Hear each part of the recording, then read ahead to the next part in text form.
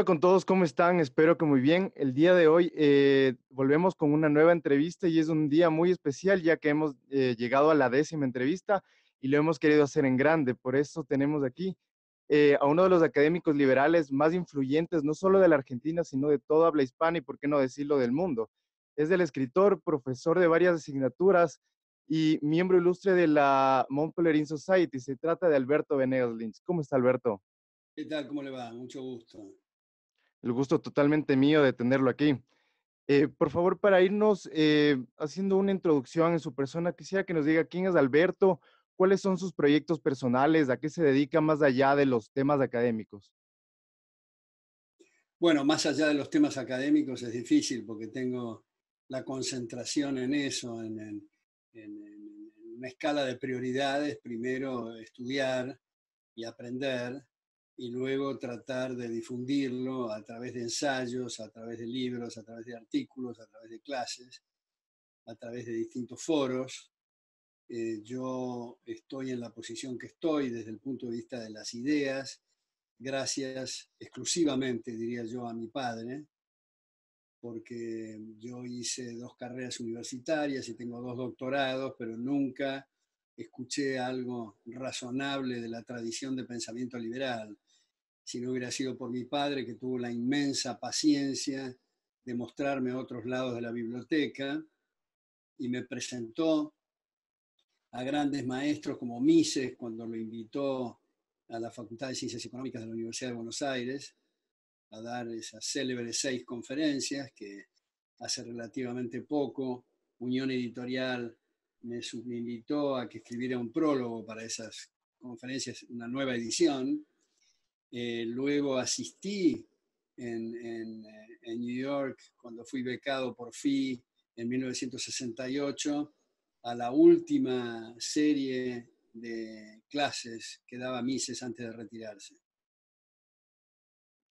Muy bien, una pregunta que suelo hacer en las entrevistas es, a los entrevistados, es que se definan más o menos con qué doctrina o filosofía política es la que están adheridos, pero sería redundante teniendo en cuenta de que usted es uno de los grandes doctores liberales. Entonces la pregunta sería, ¿cuál ha sido su evolución? ¿Se identifica actualmente como un liberal clásico o ha contemplado alguna vez las ideas anarquistas? Bueno, en primer término, usted usó la expresión doctrina, que a mí no me resulta porque tiene cierta connotación o remite a una cuestión religiosa. Eh, lo mismo que a veces se habla de la ideología liberal. Yo creo que ideología es una palabra obscena, no en el sentido inocente del diccionario ni en el sentido marxista de falsa conciencia de clase, sino en el sentido de algo cerrado, algo terminado, algo que es la antítesis del liberalismo. Uno de mis artículos hace mucho tiempo en La Nación, que publiqué con el título de El liberalismo como anti-ideología, precisamente para señalar esto, que es un proceso en ebullición.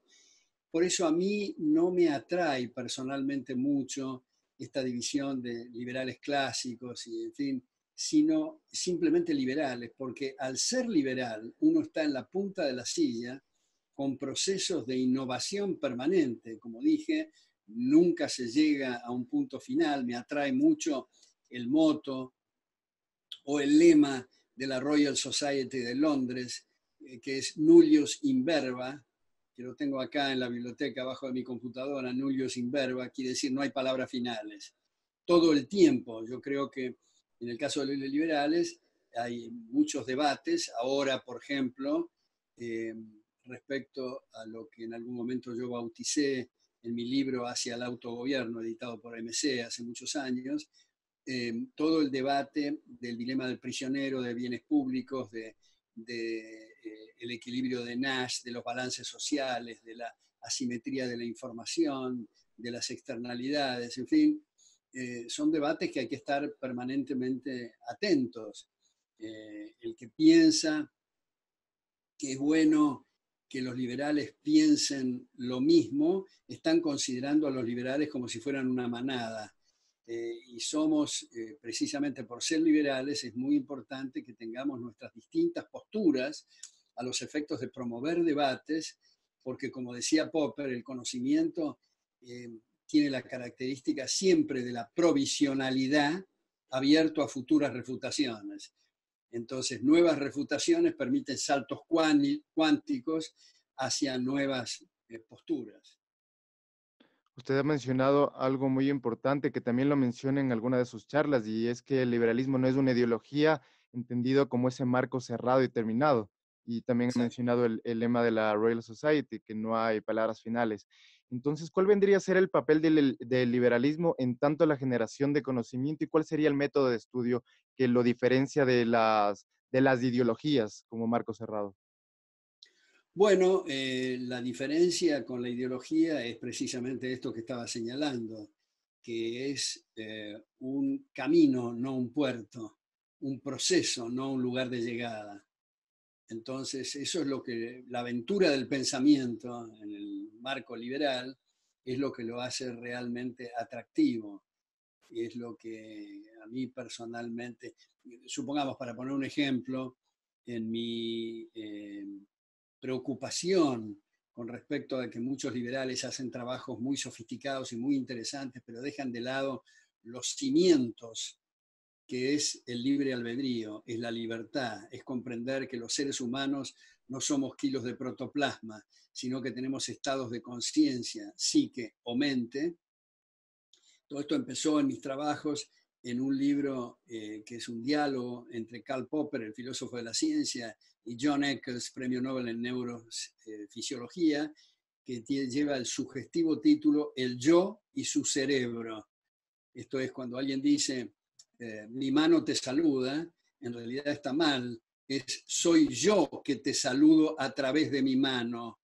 Eh, Cuando estamos hablando de cuestiones puramente físicas, esas son susceptibles de investigación y de estudio por parte de terceros. Sin embargo, lo que está en nuestra mente o nuestra psique es privativa nuestra y no está abierta a la investigación de nadie a menos que nos pregunten.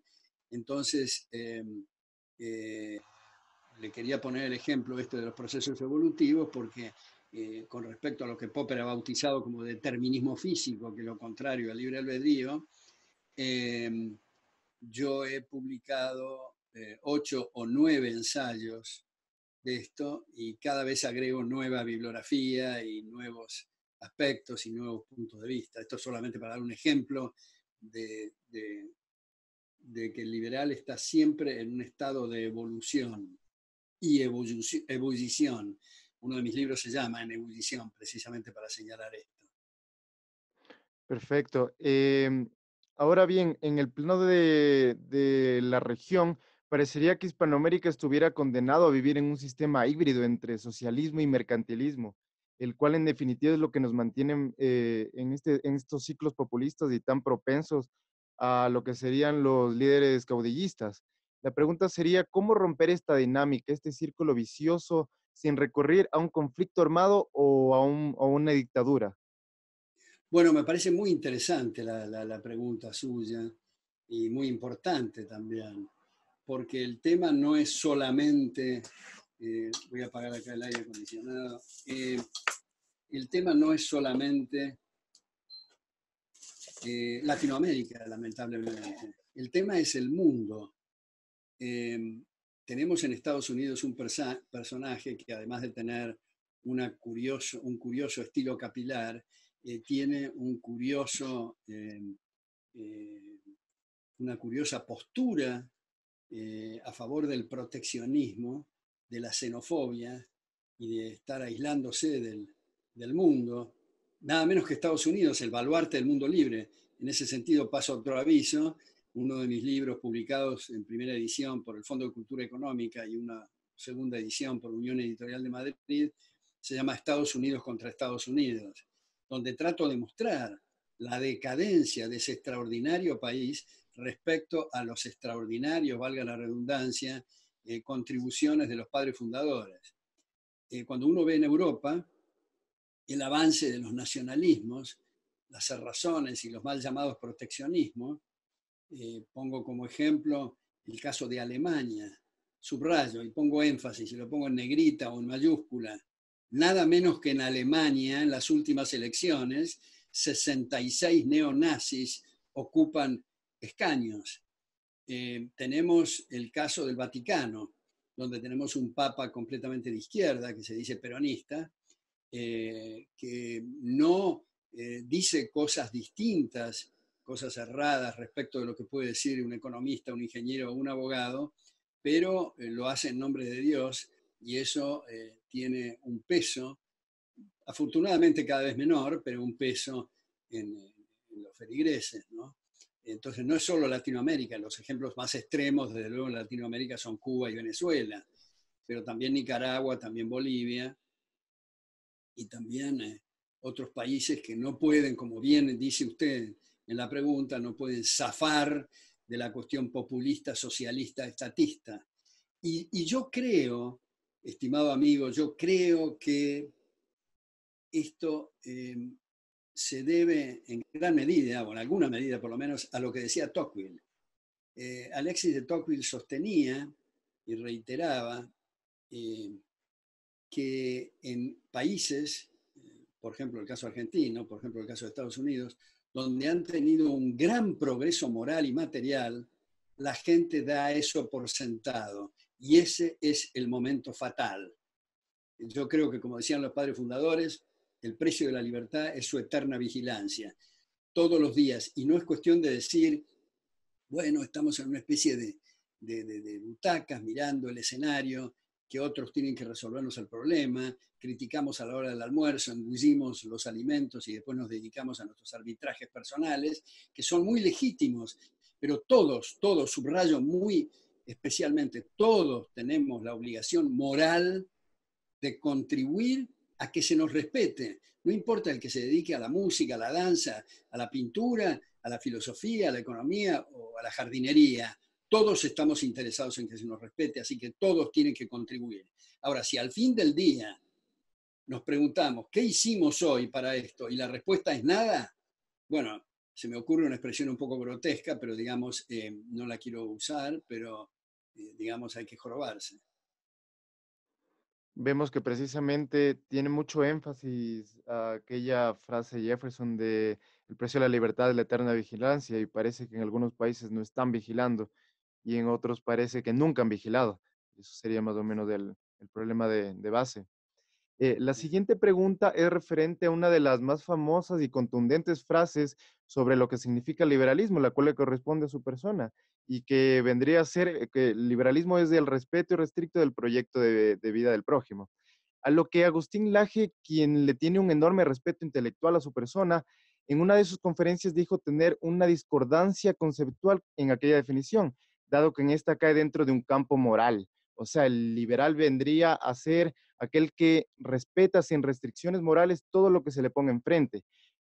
Cosa distinta, no interferir mediante coacción el proyecto de vida del prójimo. ¿Cuál sería el conflicto moral y qué implicaría este respeto irrestricto? Bueno, me parece muy importante de nuevo esta otra pregunta. Es recíproco el respeto con Agustín, no solo respeto intelectual, sino que le tengo un gran aprecio personal.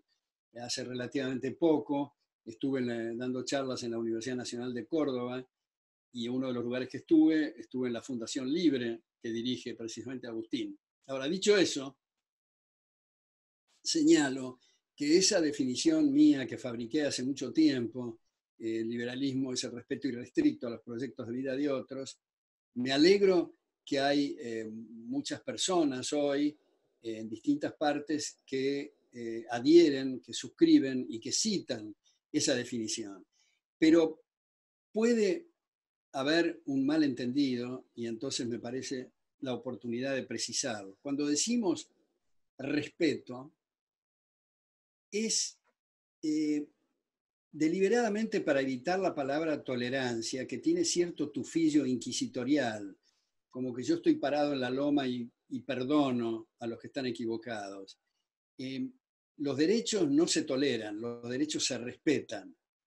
Y respetar, esto es muy importante creo, respetar no quiere decir en absoluto adherir o compartir. Cuando digo respeto en los proyectos de vida de otros, quiere decir que no estoy autorizado bajo ningún concepto a utilizar la fuerza ni ninguna amenaza de ninguna naturaleza contra el prójimo, quien tiene un proyecto que yo no solo no comparto, sino eventualmente puedo detestar.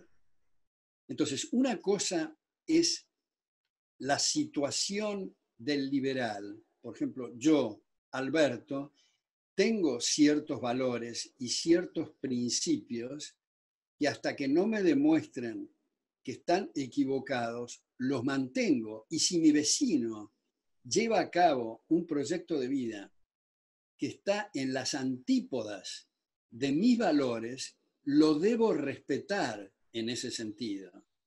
Entonces, creo que la vida se hace invivible si cada uno pretende imponer su criterio a otros.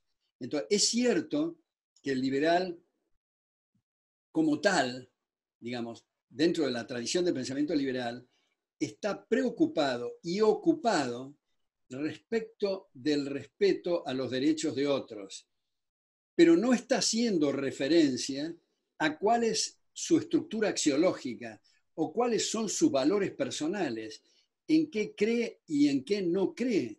Esto es otro ámbito. Entonces, por eso un gran jurista, Jelinek, decía que el derecho es un minimum de ética. Es decir, no está abarcando todo el campo ético y moral, sino el que se refiere al respeto a los proyectos de vida de otra. Y creo, Andrés, que el test máximo de este respeto no es cuando coincidimos con el proyecto de vida del vecino, sino cuando discrepamos. Y podemos discrepar radicalmente. Y si creemos, como creemos de hecho, en ciertos valores y ciertos principios, podemos utilizar la persuasión si es que nos quieren oír. Pero no podemos imponer, porque como digo, la vida se torna invivible si cada uno impone su criterio a los demás, por más que crea, y a lo mejor está acertado, que esos son los valores que le conviene a la gente a los efectos de actualizar sus potencialidades en busca del bien. Muy buena respuesta y muy sabias sus palabras. Y haciendo hincapié con la pregunta anterior, me gustaría saber cuál es su opinión acerca de esta disputa que existe entre las diferentes familias liberales, si se puede decirlo de alguna manera, y todo este tema acerca de los carnets de quién es el verdadero liberal y quién no lo es, si se debería hacer una alianza con sectores más conservadores o más progresistas. ¿Es acaso esto lo que no nos permite avanzar como un grupo consolidado? Bueno, también creo, muy buena la pregunta, Andrés. Yo creo que, como decíamos antes, no solo es eh, deseable, sino muy necesario que cada uno de los liberales elabore su criterio y los confronte con sus colegas. Desde luego siempre con respeto y consideración, pero que los confronte. Por eso decíamos antes que no debemos de, creo que decía en esta entrevista, bueno, otra, en fin, no debemos de confundir los liberales con una manada, es decir, cada uno tiene su individualidad y sería inconveniente para el futuro del liberalismo que todos pensemos lo mismo, que tengamos un pensamiento único. Es muy bueno que haya distintos criterios y argumentando uno y otro veamos distintas posibilidades, ¿no? Cada uno con sus estilos, que algunos podemos no coincidir con determinadas formas y estilos, y los otros pueden no coincidir con los estilos de uno, digamos. Pero tener en cuenta también, Andrés, tener en cuenta también que, como decía mi amigo, y dice en un libro que se llama así, Todos nos equivocamos, comprender que no somos omniscientes y que todos cometemos errores. Tan es así que cuando muchas veces leemos cosas que hemos escrito hace mucho tiempo, decimos qué lástima que no agregué tal cosa, que no saqué tal otra o sustituí tal otra. Entonces, no podemos actuar como si fuéramos omniscientes y como si tuviéramos la verdad absoluta, lo cual no quiere decir que yo esté insinuando un relativismo epistemológico. Creo que la concordancia entre el juicio y el objeto juzgado es algo muy importante para que tenga sentido los departamentos de investigación, si no, no hay nada que investigar en las universidades. O sea, está ahí la verdad, está ahí la verdad objetiva, pero nosotros los mortales, llenos de defectos y limitaciones, nos cuesta llegar y aprender con H y sin H esa verdad. eh, y, y por lo tanto, como decía Popper, estamos en un mar de ignorancia tratando de captar pequeños fragmentos de tierra fértil. Y después nos damos cuenta que nos equivocamos y no era tierra fértil. Estábamos en pleno mar porque otro nos refutó y tenemos que alegrarnos de eso, no entristecernos cuando nos refutaron, porque mejora nuestro conocimiento y nuestra posición, ¿no? Ensancha nuestro intelecto. Una de las grandes cuestionamientos que tengo es que Argentina tiene la más envidiable calidad de académicos liberales de toda habla hispana, solo comparable con lo que sería España. Pese a esto, los años pasan y estas ideas no logran calar en la sociedad. ¿A qué se debe ello? ¿Por qué no llegan estas ideas al común de los mortales? ¿Qué es lo que falta para que detonen estas ideas? Bueno, yo creo que sí están calando. Yo creo que estamos viviendo un buen momento en la Argentina, y como dice Milton Friedman cuando habla de las distintas etapas y las oleadas, no hay que mirar lo que está en la superficie, sino las corrientes submarinas. Y las corrientes submarinas, si uno analiza, por ejemplo, las instituciones como la Fundación Federalismo y Libertad de Tucumán, o el Club de la Libertad en Corrientes, o la Fundación Libertad y la Fundación Bases en Rosario, o la Fundación Libertad y Progreso en Buenos Aires, o la Fundación Libre en Córdoba, o la Fundación Amagui también en Buenos Aires, la Universidad de la Concagua en Mendoza, que están incorporando chicas y chicos que tienen un valor extraordinario. Y cuando uno dirige sus tesis doctorales o cuando uno ve sus escritos, sus ensayos y sus contribuciones, son notables. Lo único que debo criticar es que en alguna medida, no en toda afortunadamente, pero en alguna medida, hay empresarios que son suicidas y no son capaces de ver la, la potencialidad fenomenal para sus propios intereses, su empresa y su familia, de estos chicos y chicas que había que proteger y financiar adecuadamente. Entonces, ha habido otros momentos en la Argentina donde ha habido tal vez más gente que dice suscribir el ideario liberal, pero en este momento creo que hay mucho más profundidad, mucho más lectura, mucho más biblioteca, mucho más bibliografía. Desde luego que hemos tenido otra época en la Argentina, digamos desde la Organización Nacional en 1853 hasta el golpe fascista del 30, y mucho peor a partir del golpe militar del 43, que ahí se derrumbó todo y seguimos hace 70, 80 años a los tumbos con el populismo, pero tenemos que recordar que lo pudimos hacer en la Argentina, que los salarios e ingresos en términos reales del peón rural y del obrero de la incipiente industria eran superiores a Suiza, Alemania, Francia, Italia, España. Las oleadas migratorias hacían que se duplique cada 10 años la población, las exportaciones estaban a la altura de Canadá, competíamos con Estados Unidos, como siempre digo, en el centenario, 1910, miembros de la Academia Francesa hicieron un paralelo de los debates en esa corporación con los debates que tenían lugar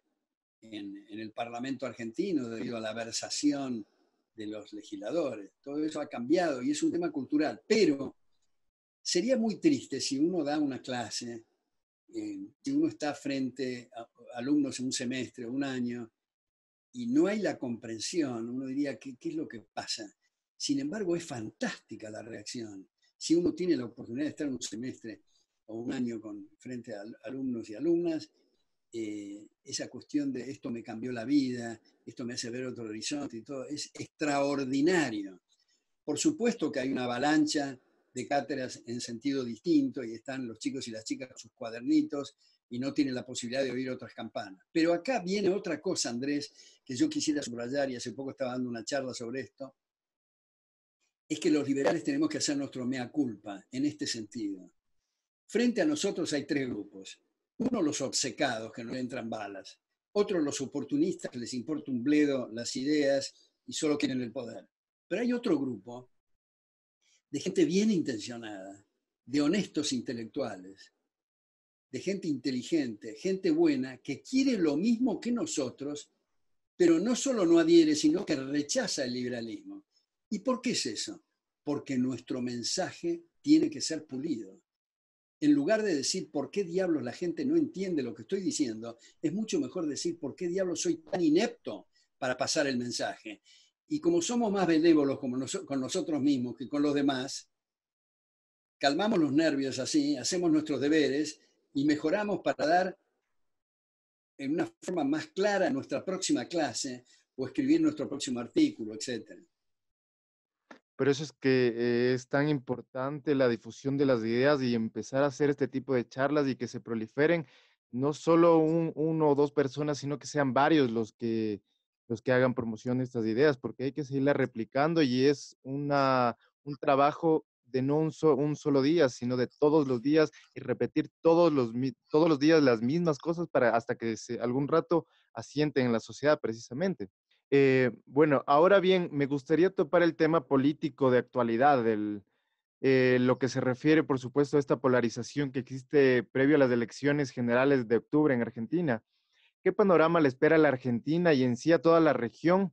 Porque es muy posible que con un triunfo de los Kirchner se pueda desestabilizar toda la región entera, con un posible retorno de este populismo. ¿Cuál es su lectura al respecto? Bueno, todas sus preguntas, Andrés, son muy, muy jugosas. Esta, desde luego, va en un andarivel distinto, que yo confieso que no tengo un especial interés, quiero hacer esta introducción, porque creo, no me quiero poner peyorativo con los políticos, pero son los políticos cazadores de votos. Van a decir lo que la opinión pública pueda digerir, entender, comprender, aceptar y aplaudir. El tema viene, como decíamos antes, en el trabajo intelectual y educativo, que es lo que va a correr el eje del debate y va a forzar a los políticos a utilizar otro lenguaje y otra plataforma. Entonces, el tema está en los cenáculos intelectuales, está, a veces se dice, bueno, porque usted escribe y da clases, pero no es necesario solamente eso. Una de las cosas más extraordinarias, me parece a mí, son ateneos muy reducidos para discutir libros. Alguien expone y los demás debaten, siendo poca gente, 5 o 6 personas, y al año siguiente esos 5 o 6 hacen a su vez 5 o 6 grupos y ateneos de debate. Creo que ese es el punto central. Me parece que son, como siempre digo, funciones distintas. El político que se para en la tribuna y dice, a mí no me importa nada lo que diga la gente, yo voy a decir lo que me dé la gana, está perdido como político. Y el profesor que entra a la cátedra y dice, yo voy a averiguar qué es lo que quieren decir y qué es lo que desean escuchar mis alumnos, está perdido como profesor. Son dos funciones distintas. Entonces, el énfasis está en la parte intelectual, por eso creo mucho en esa frase célebre del marxista Antonio Gramsci. Tomen la educación y la cultura y el resto se da por añadidura. Eso lo creo firmemente. Ahora, habiendo dicho eso, digo, en la coyuntura en que estamos, yo creo que lamentablemente el presidente Macri ha perdido una oportunidad extraordinaria. Ha comenzado con un bailecito casi pornográfico en la Casa Rosada, con la banda presidencial, que es absolutamente incompatible con una actitud republicana. Su primera medida fue aumentar la cantidad de ministerios, su segunda medida fue intentar por decreto designar a 2 miembros de la Corte. Y en el balance neto, el presidente ha aumentado el gasto público en valores absolutos, y como digo, no lo refiero a la ratio con el Producto Bruto, porque crecimientos del producto no justifican expansiones del Leviatán. Ha incrementado la carga tributaria en una maraña que no tiene parangón en países civilizados, ha aumentado exponencialmente la deuda estatal y tiene una inflación mensual que es equivalente a la anual en un país más o menos normal. Ese es el balance. O sea, una inoperancia fenomenal. Ahora, ¿qué tenemos enfrente? Enfrente tenemos el abismo.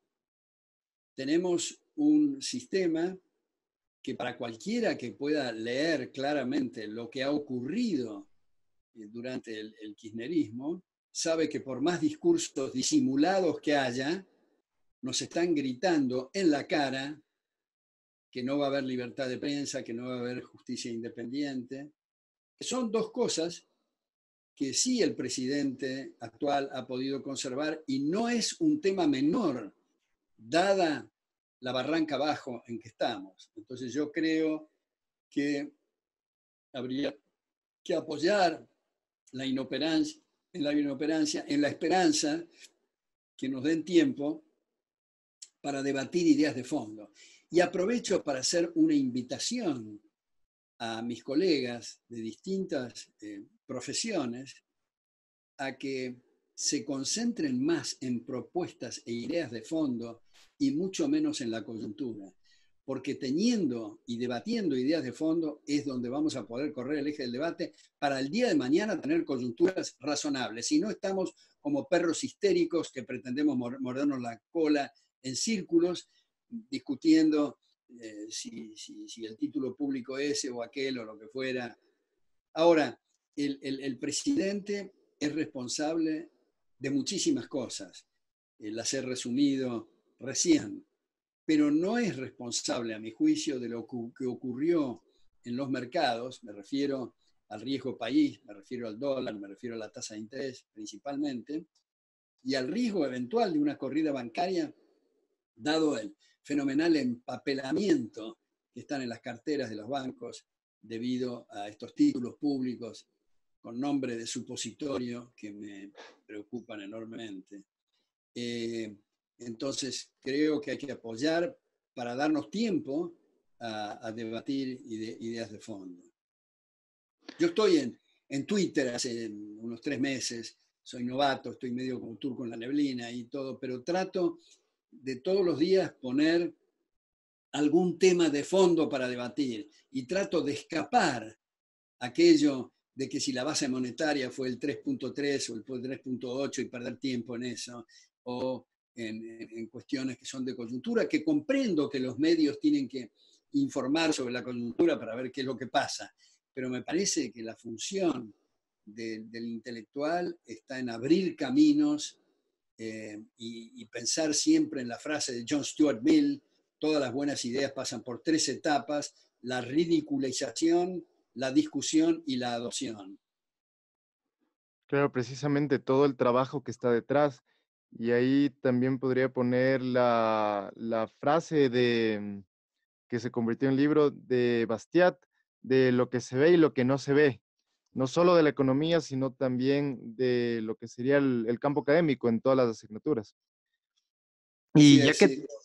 Yo tengo una gran admiración por Bastiat, creo que tengo todos sus libros y todos sus trabajos, con una gran claridad y muchas veces con mucha ironía, explica todos los temas de nuestro tiempo, como ha señalado Hayek en la introducción de los ensayos de economía política, que es uno de los libros que se ha compilado de Bastiat. uno de los grandes referentes. Eh, Usted ha Pero, traído a colación aquello perdón que, del... perdón que lo interrumpa de nuevo, porque usted Sí, usó una palabra muy clave y es referente. Eh, Hace poco, justamente en Twitter, ayer o antes de ayer, un amigo me dice, o dice, digamos al grupo, no me dice a mí, que va a pronunciar una conferencia en un grupo de jóvenes líderes. Entonces yo le digo, bueno, te felicito porque vas a seguramente dar una conferencia muy buena y todo, pero te sugiero que no uses la palabra líder por dos motivos. Primero, porque cada uno se lidera a sí mismo. Y segundo, porque la palabra líder remite al Führer o al Duce. Es mejor la palabra que usted usó recién, referente, no líder. Muchísimas gracias por tomarlo en cuenta. Y haciendo hincapié, y ya que lo trajo usted a colación con esto del riesgo país y el llamado a sus colegas, usted pidió en su momento, mediante una carta, al hoy candidato José Luis Espert que reflexione acerca de aventurarse en esto del campo de la política, en tanto a la coyuntura actual. Hoy vemos que lo escrito en esa carta se cumple casi proféticamente tras las primarias del Paso. El dólar se ha disparado, los mercados se han convulsionado, ha saltado el riesgo país. ¿Cuál es el camino que debería tomar hoy por hoy todos los que conforman esta alternativa liberal, teniendo en cuenta el estrepitoso escenario que se encuentran ahora? Bueno, precisamente como usted señala, en esa carta abierta a Espert, yo le sugería que baje su candidatura en vista del peligro fenomenal que ocurre. Y decía en esa carta, efectivamente, fue lamentablemente profética, me hubiera gustado equivocarme, decía que si hubiera una diferencia significativa entre las huestes del gobierno anterior y la actual administración, esto podría provocar, como usted acaba de señalar, problemas en el mercado cambiario, en el riesgo país, en la tasa de interés, en fin, etcétera, que es lo que lamentablemente ocurrió. Si bien es cierto, no es significativo la cantidad de votos de Spert en porcentaje y en valores absolutos, pero de todas formas, el efecto imitación, el efecto arrastre, el efecto psicológico hubiera sido importante. Por supuesto, como digo también y he dicho en otros lugares, no hay que llorar por la leche derramada, ahora ya pasó eso, el tema es de aquí en adelante, que me parece que hay que, por un lado, apoyar electoralmente a este gobierno y por otro lado, criticarlo a los efectos de tener la esperanza de que haya una corrección. Y como he dicho varias veces en un artículo al día siguiente de las secciones de Infobae que se llama Mal paso de las PASO, eh, eh, yo le sugiero al presidente que le pida la renuncia a todos los miembros del gabinete y más que eso, que cambie por completo su discurso y los hechos. No pretendo que adopte las medidas que nosotros los liberales venimos pregonando de hace décadas, ni siquiera los valores alberdianos, pero algo en la buena dirección, porque no se gana nada con decir es por acá, este es el camino, vamos a Argentina, viva Argentina, esas son todas frases vacías. Lo importante no son las anécdotas, ni las explicaciones, ni siquiera las intenciones, ni siquiera la decencia. Lo importante son los resultados, porque la decencia, la no corrupción, es algo que no debe aplaudirse, se da por sentado, es lo normal. El asunto es que si asumió como presidente y asumió esta responsabilidad, no tiene que ser para hacer la plancha, sino para lograr. Y el asunto del Metrobús y el asunto de la bicisenda y el asunto de los caminos, modificar los caminos si no hay mercadería para transportar, porque los productores están tapados de impuestos, cargas y trapisondas de distinta naturaleza. Lo mismo aprovecho para decir respecto a los acuerdos internacionales con la Unión Europea y lo demás. Ningún acuerdo tiene sentido si no se puede comerciar, porque no se es competitivo, por las cargas fiscales brutales, por el proceso inflacionario, por la deuda y por lo demás. De manera que eso me parece esencial que lo haga y pase. A mí me entristece un poco eh, bueno, si bien es cierto, ha pedido disculpas porque dice que ha dormido poco esa noche, le echó la culpa a los votantes, en fin, que me parece un disparate soberano, eh, pero las medidas que aplica o que ha anunciado hasta ahora significa sacarle recursos del bolsillo del vecino para regalarlos. Y yo creo que ese no es el camino. El camino tiene que ser la reducción del aparato estatal elefantiásico. Tener que dar cuenta y no, como he dicho muchas veces, no podar, no recortar, porque igual que con la jardinería, si se poda, crece más fuerte. El asunto es eliminar funciones que son incompatibles con... Y diría yo, para llevarlo, digamos, ilustrar esto, por una parte el tema del federalismo.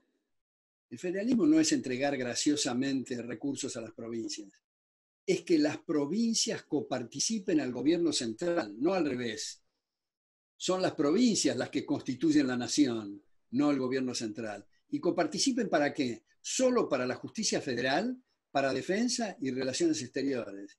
Todo lo demás, porque son los incentivos los que trabajan. Imaginémonos un caudillo provincial que no comparte las ideas suyas y las mías, los liberales, pero si está en ese sistema y tiene que manejar sus recursos y su carga impositiva, va a tratar primero que la gente no se le vaya a la provincia de al lado. Se crea una competencia en eso. Y segundo, para lograr el objetivo y no matarlos a impuestos, tiene que reducir el gasto. No digo que es la varita mágica el federalismo, pero ayuda mucho ese incentivo. Y por otra parte, yo eliminaría del Poder Ejecutivo todos los ministerios, los convertiría en secretarías como países como eran civilizados en Estados Unidos y vendería todos esos palacios que hay, primero. Segundo, eliminaría todas las embajadas. Las embajadas son palacios fenomenales que hay en los distintos lugares para tener burócratas que hacen cócteles y viajan con pasaporte diplomático y en realidad pueden pasar en mercadería que no pueden pasar los otros ciudadanos que ellos por ahí aconsejan demoler. En la época de las carretas yo comprendo lo de las embajadas, pero ahora que está este sistema que nos estamos comunicando, y videoconferencias y demás, fíjense que siempre pongo el ejemplo de Guatemala, que es un país que no tiene relaciones diplomáticas con China, y sin embargo es el país que por habitante comercia más con China. ¿No? Que las embajadas y los burócratas, esto para dar ejemplo nomás, porque me parece que cuando alguien dice, sí, hay que cortar el gasto público, tenemos que eliminar los choferes y los autos, me parece un chiste de mal gusto. Me parece que hay que ir mucho más al fondo del asunto. ¿No? Claro, vemos que los problemas son sumamente profundos y solo con hacer pequeños cambios ya podría haber unos cambios sumamente significativos dentro de lo que sería la estructura del Estado. Claro, porque por ejemplo, hace pocos días, un par de semanas creo, en La Nación publiqué un artículo sugiriendo que en el poder legislativo se haga lo mismo que ocurre en los estados de Dallas, de Nevada, eh, de North Dakota, donde los legisladores son tiempo parcial y tienen limitada la cantidad de sesiones para que no se entusiasmen con legislaciones. Hoy día se dice, no, el senador tal o el diputado tal no sirve para nada porque no presentó un proyecto de ley. Pero si eso es lo fantástico del asunto, lo que hay que hacer es derogar, abrogar, abrogar. Entonces, que vayan a buscar trabajos en otra parte y que legislen lo menos posible en las cosas fundamentales que son para proteger los derechos de la gente y no para promulgar el Día de la Mandarina y otras estupideces que hacen los legisladores. ¿No? Entonces, y Bruno Leoni, extraordinario jurista, lamentablemente muerto muy prematuramente, asesinado, en ese libro La libertad y la ley, muestra que el derecho es un proceso de descubrimiento, no de ingeniería social ni de diseño, y que habría que en el Poder Judicial abrir de par en par las puertas para árbitros privados, sin ninguna reglamentación de ningún tipo, incluso aunque no sean abogados, y a veces es mejor que no sean abogados, porque lamentablemente muchos de los abogados no son abogados, que significa defensores del derecho, sino estudiantes de leyes que pueden recitar que la ley tal, párrafo tal, inciso tal, dice tal cosa, pero no tienen la menor idea cuáles son los mojones o los puntos de referencia extramuros de la legislación positiva. Precisamente. Y ya para ir entrando al rango final de la entrevista, Quisiera que por favor nos pudiera recomendar tres o más obras, ya sea libros, películas, lo que usted crea conveniente, que han marcado el descubrimiento intelectual de Alberto Venegas Lynch y que cree que le pueda servir a quienes nos están escuchando y nos están viendo.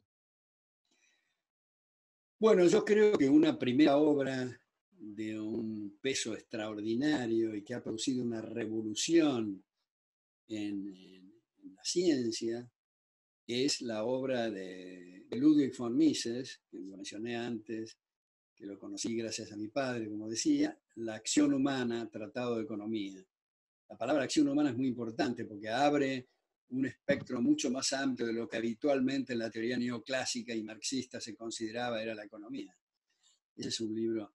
Ahora, yo creo que los autores como Mises, como Hayek, como Rothbard, como Bastiat, que usted señalaba antes, Bruno Leoni, eh, John Hospers, digamos, en filosofía, eh, son algunos de los muchísimos autores y bibliografía fenomenal que antes estaba bastante concentrada en el mundo anglosajón y ahora está desperdigada por distintas partes, se producen libros permanentemente sobre esta tradición de pensamiento tan rica que abarca aspectos éticos, filosóficos, jurídicos, históricos.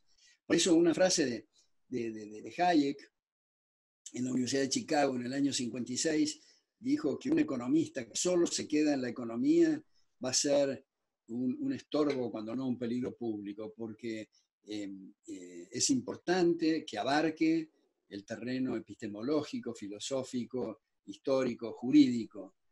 Antes eran como nichos separados las distintas facultades, al contrario de lo que ocurre en el mundo anglosajón, donde las experiencias interdisciplinarias son muy ricas, eh, donde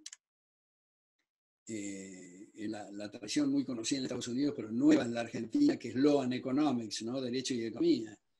Antes el abogado decía, yo soy un ignorante en economía y no me concierne eso, y el abogado decía, marcos institucionales para mí son irrelevantes, ahora con Law and Economics.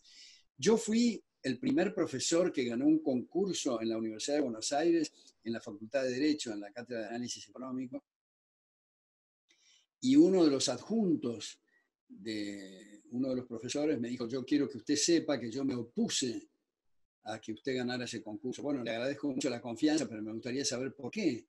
Y me dijo, porque usted no es abogado. Usted es doctor en economía, doctor en ciencias de dirección, no es abogado. Yo dije, pero hagamos este ejercicio. Supóngase que en la facultad de química haya que enseñar derecho constitucional. ¿Usted cree que la tiene que dar un químico o un abogado? Un químico, me dijo.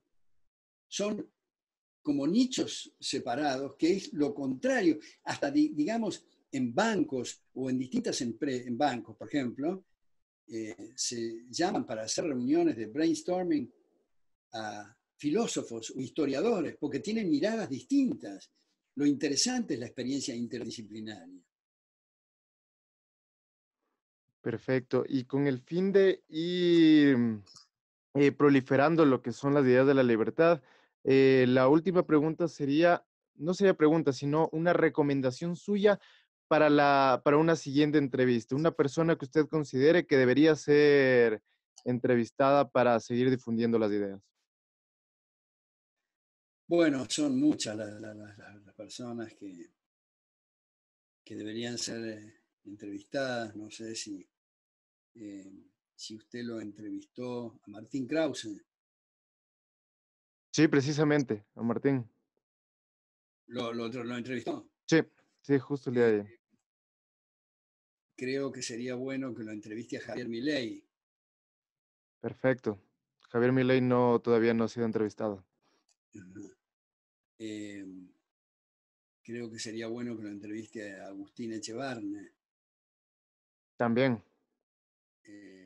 Lo entrevistó. sí, Eh, a Miguel Boyano, Fausto Spotorno, Fausto Spotorno, a, eh, bueno, no se me ocurre en este momento, pero son muchos los colegas, los profesores. Ahora yo estoy promoviendo un seminario con todos ellos sobre temas educativos, donde hay 2 papers a estudiar, uno producido por Rothbard y otro producido por mi persona, que es una conferencia que di en la Universidad de Liechtenstein hace relativamente poco sobre educación. Pero hay muchas personas, creo que Gustavo Lázari es un buen candidato también para entrevistar. De modo que, bueno, ahora no se me ocurren, pero ahí hay muchas otras personas que tienen una gran solidez y una capacidad didáctica y van a ayudar mucho, me parece, en estas entrevistas. Tomaré la palabra suya y me contactaré con todas esas personas para poder efectuar una entrevista tan amena como la ha sido con usted, profesor. Bueno, muchas gracias, pero muy buenas sus preguntas y ha sido un gran gusto conocerlo. Totalmente el gusto ha sido mío. No sé si usted quiere agregar algo antes de terminar. No se me ocurre nada especial.